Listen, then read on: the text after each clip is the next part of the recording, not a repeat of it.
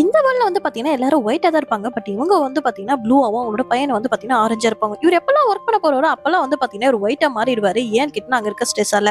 So அது மட்டும் இல்ல அந்த பையன் ஸ்கூலுக்கு போறான். அந்த இடத்துல பாத்தீங்கன்னா சரியா படிக்காம டயகிராம் மட்டுமே வரைஞ்சுக்கிட்டு அது மட்டும் இல்லாம ஜாலியா வந்து சுத்திட்டு இருப்பான்.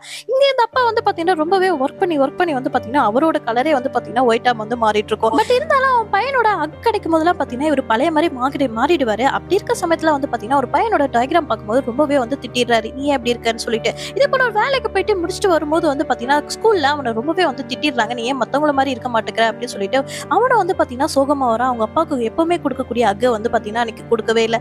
அவரும் ரொம்பவே சோகமாரு. அதுக்கப்புறம் தான் அவர் பண்ண தப்ப வந்து ரியலைஸ் பண்றாரு. அது மட்டும் இல்லாம அவன் பையனுடைய டைகிராம் வந்து பாத்தீங்கன்னா அவர் வந்து ரொம்பவே வந்து அப்ரிஷியேட் பண்றாரு. அது மட்டும் இல்லாம அவனுக்கு பிடிச்சமான அந்த ஸ்ட்ரீட் மேஜிஷியனை பார்க்கறதுக்காக போறாங்க. பட் அந்த இடத்துல வந்து பாத்தீங்கன்னா அவர் இல்ல. அதுக்காக வந்து பாத்தீங்கன்னா தன்னோட பையனுக்காக அவரே போய் வந்து அந்த மியூசிக் வாசிக்கிற மாதிரி ஆக்ட் பண்றாரு. அந்த பையனும் சந்தோஷமா இவரும் சந்தோஷமா இருக்காரு.